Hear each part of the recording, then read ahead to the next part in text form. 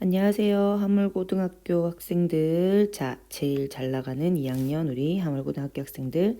저는 2학년 7반 담임 양혜원입니다.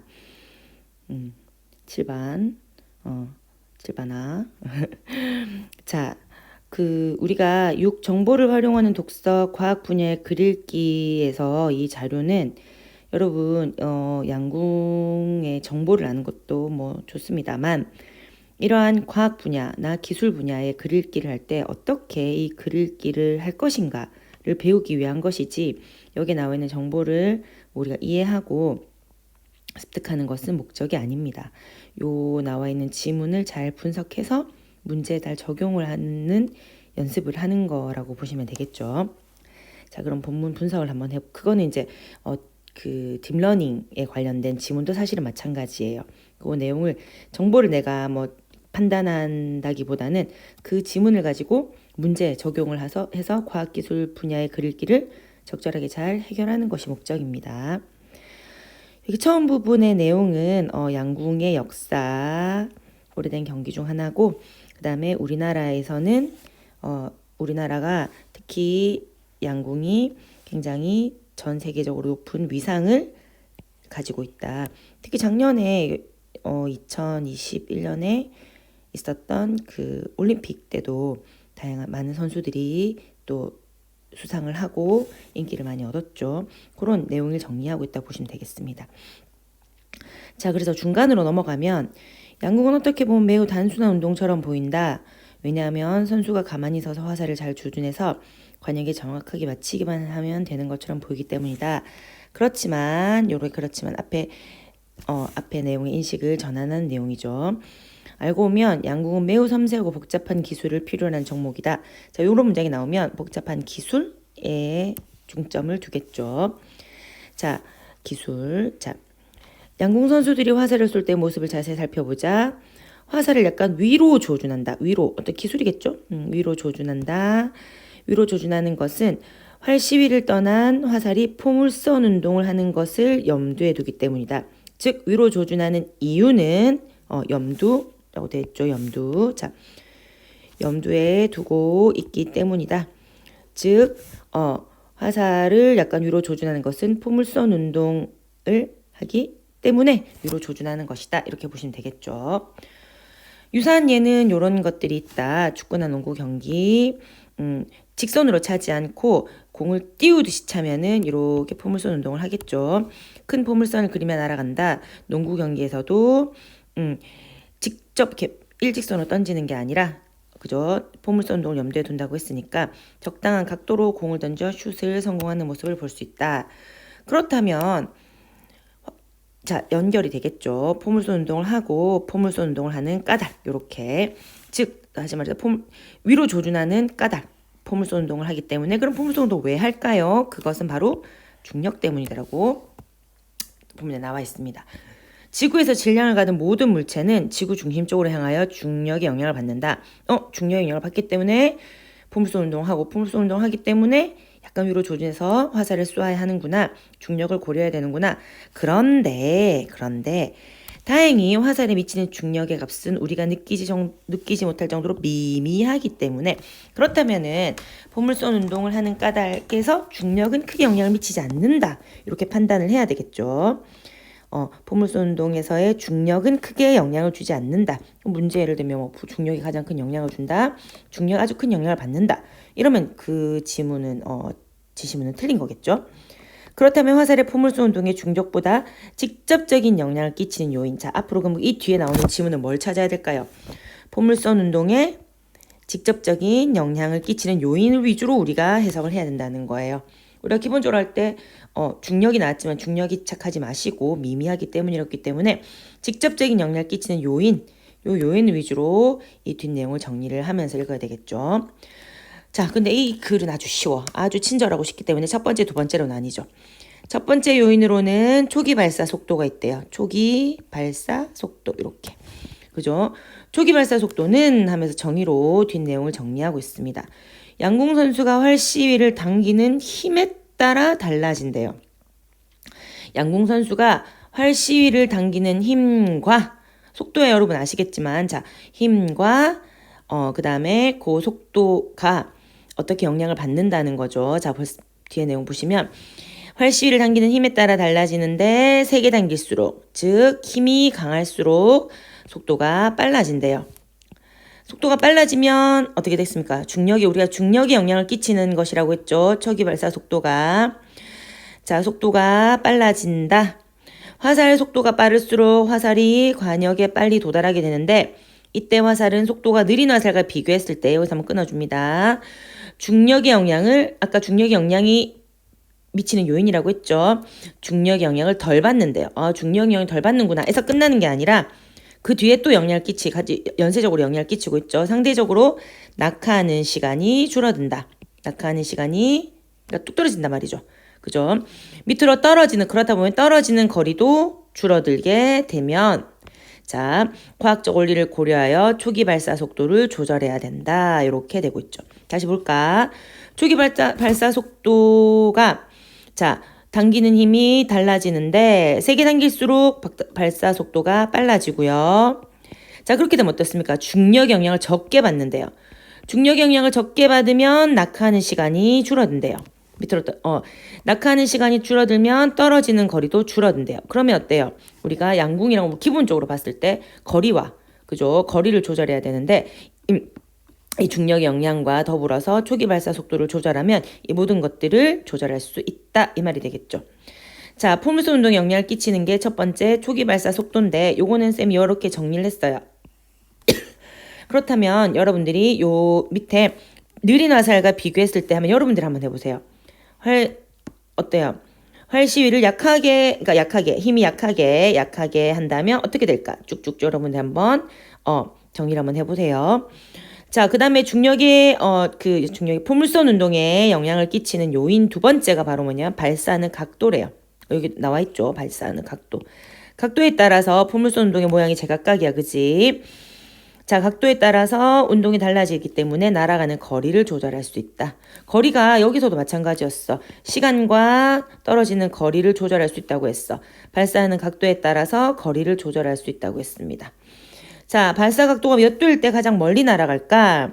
지면과 45도, 공기와의 마찰 등 중력 이외의 외력이 작용하지 않는다고 가정할 때 지면과 45도의 각도를 이루면 가장 멀리 날아간다. 자, 그래서 두 번째 화살의 포물선 운동에 영향을 끼치는 요인은 발사 각도였어요. 중력보다 첫 번째는 초기 발사 속도였고 두 번째는 발사 각도였어. 그렇다면 포물선 운동의 영향을 우리가 왜 생각을 해야 될까? 그죠? 보통 이제 이 문단이 앞에 나오면 훨씬 더 우리가 이해가 빠를 텐데 이건 뒤에 마지막으로 정리하고 있죠. 오랜 훈련을 통해 다진 감각으로 활시위를 당기는 힘을 조절하여 초기 발사 속도를 정한다. 아까 했던 내용이고 관역까지의 거리를 감안하여 발사 각도를 조절해서 화살을 정확하게 관역에 맞추는 것이다. 양궁은 화살을 쏘는 곳에서 관역까지의 거리에 따라 종목이 달라지죠. 그러면 내가 발사 속도와 내가 발사 각도를 조절해서 거리에 맞게 쏘아야 되겠죠. 멀리 쏜다고 다 좋은 것도 아니고 아주 가깝게 쏜다고 다 좋은 것도 아니고 빨리 쏜다고 좋은 것도 아니고 그 거리에 맞게 내가 각도와 속도를 조절하는 거겠죠. 그죠? 각 종목마다 초기 발사 속도와 발사 각도를 정확하게 계산하여 화살을 쏘는 것이 중요하다. 이렇게 나와 있습니다. 그러니까 거리에 따라 종목이 달라지고 그로 인해서 발사 속도와 발사 각도를 정확하게 계산하는데 이것은 이제 무엇 때문이다? 무슨 운동을 하기 때문이다?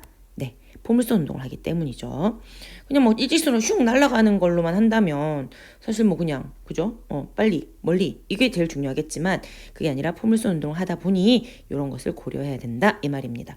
자, 전제 어떤 건지 아시겠죠? 자, 거리에 따라 종목이 달라지고 화살은 포물선 운동을 하기 때문에 그리고 거기에 영향을 끼치는 것은 초기 발사 속도와 발사 각도다 이렇게 보시면 되겠습니다.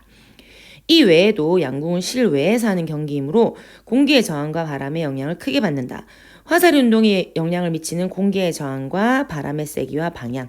자, 공기의 저항과 바람의 세기와 방향. 당연히 우리가 외부에서 하면 화살이 무게가 가볍기 때문에 공기의 저항과 바람의 세기나 방향이 크게 영향을 미친다는 건 우리가 상식적으로 알 수 있지만 여기서 한 번 더 언급을 하고 있죠. 자, 그렇다면 공기의 저항은 어떻게 줄일 수 있을까? 자, 여기 첫 번째 이제 공기의 저항이 나오고 있습니다. 첫 번째. 자, 어떻게 줄일 수 있을까? 이것은 화살 뒷부분에 화살 깃을 만들어주면서 해결할 수 있다. 공기를 가르며 날아갈 때 요동치며 흔들리는데 흔들림을 방지하고 그럼 공기의 저항을 줄이는 어떤 기술적으로 이렇게 장치를 마련한다는 거죠. 비행의 안정성을 높인다. 기술적인 방법이라고 나와 있네요. 어느 정도 해결이 가능하다.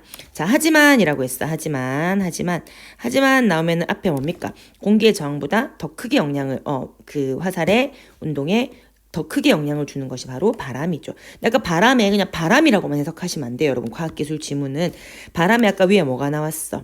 여기에 보면은 바람의 세기, 그 다음에 바람의 방향 이 두 가지 요소가 다 들어가야 됩니다. 바람이라고만 하면 안 돼. 아주 문학적으로 바람이야. 이게 아니라 바람의 세기와 바람의 방향 이것들을 우리가 고려해야 된다. 이렇게 여기 문장이 이미 나왔기 때문에 이런 것들을 끊어서 맥락을 이해하시는 것이 핵심이죠.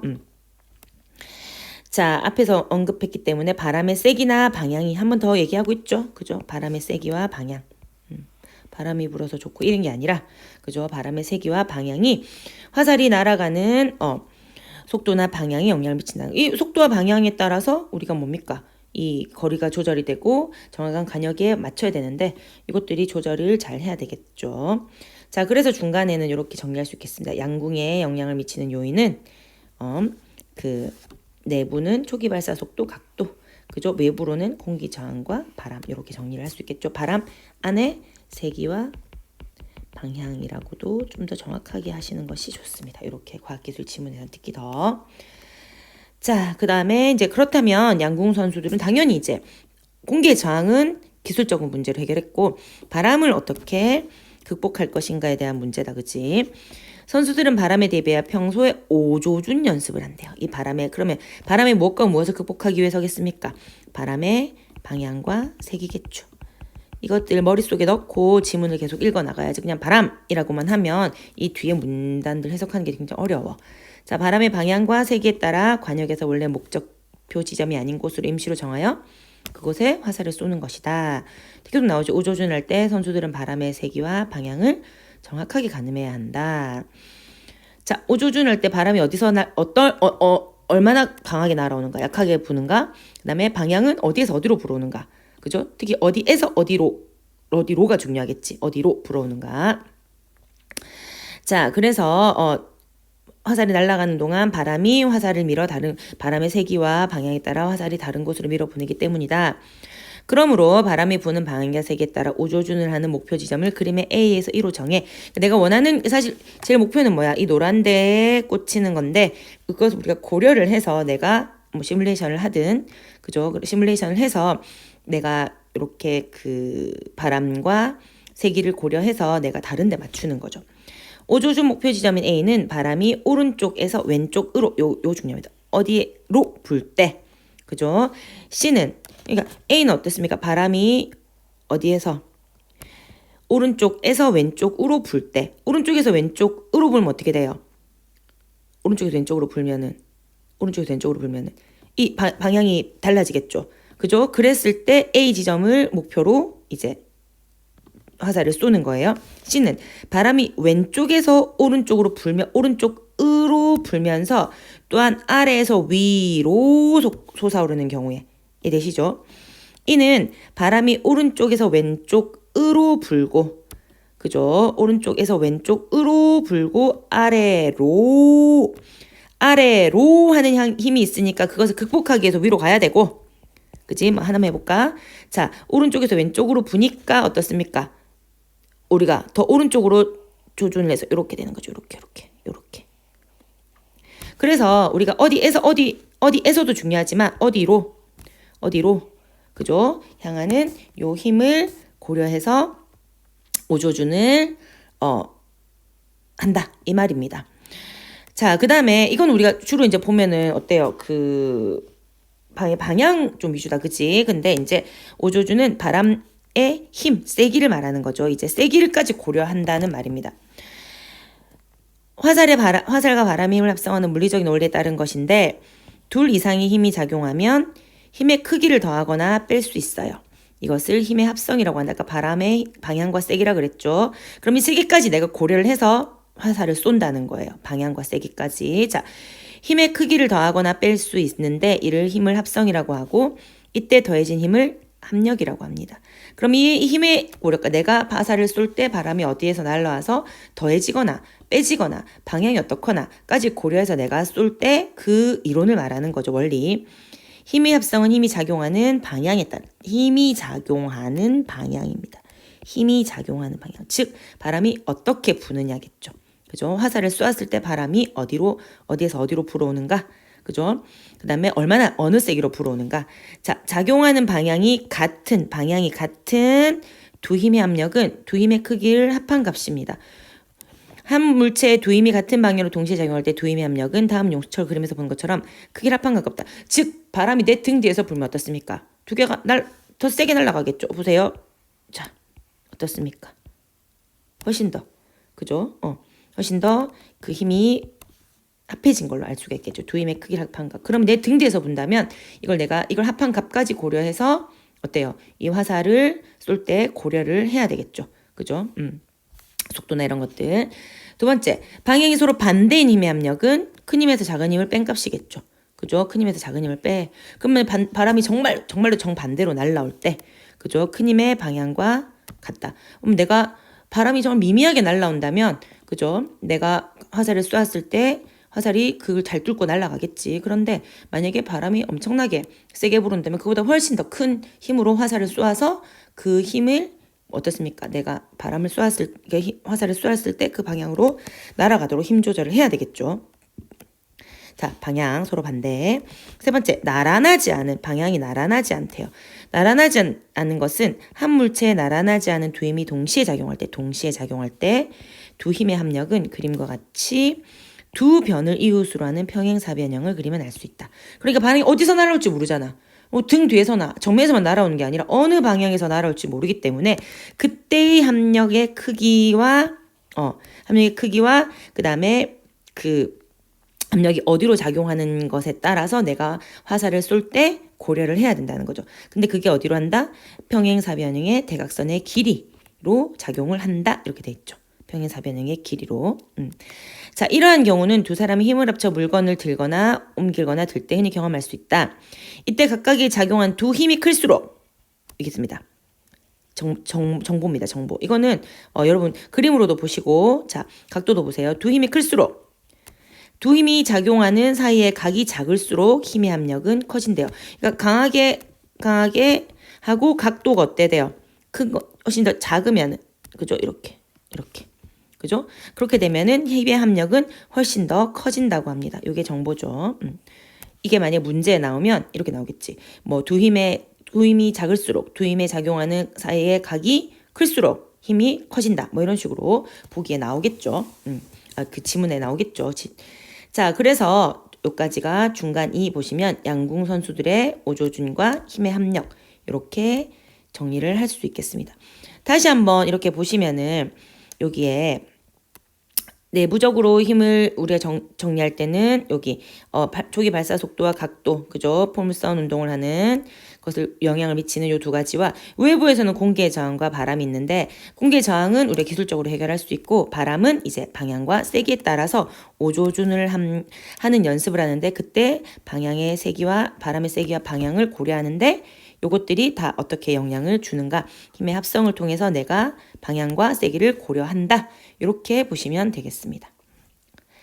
네, 그래서 요 마지막으로 이제 보면은 우린 이런 합력을 바람이 부는 양궁 경기장에서 볼 수 있다. 시위죠. 화살이 앞으로 나아가는 힘과 바람의 힘이 합쳐질 때 화살은 두 힘의 합력이 가리키는 방향으로 날아간다. 아까 나왔었잖아요. 자, 이제 어떤가? 우리 양궁 선수들이 단순히 운동 실력만 좋다고 할 수 있을까? 양궁 선수들은 어느새 과학자 못지않게 많은 과학적 지식을 몸으로 배우고 있었던 것이다. 고려해야 될 게 이제 바람이 어떻게 부는지, 그죠? 바람이 어떻게 이렇게 날려 보이기도 하죠. 그 풀을 날리기도 하고. 자, 그러면서 바람의 방향과 세기, 그 다음에 공기의 저항, 그 다음에 내가 초기 발사 속도와 발사 각도를 모두 다 조절하는 것이 양궁 선수들이 과학적 지식으로 그 양궁 경기에 임한다. 이게 바로 글쓴이가 드러내고자 하는 정보가 되겠습니다. 쌤이 빠르게 했는데 내용이 혹시 이해 안 되시는 분들은 한 번 더 정리하고 보시고 내일 쌤이 문제를 같이 풀면서 요 내용들을 다시 한번 짚어가도록 하겠습니다. 문제를 미리 풀고 내일 수업을 들으면 훨씬 더 좋겠죠. 네. 혹시 질문 있거나 하면 언제든 댓글 다시면 되고 쌤 카톡으로 보내시면 되겠습니다. 수고하셨습니다.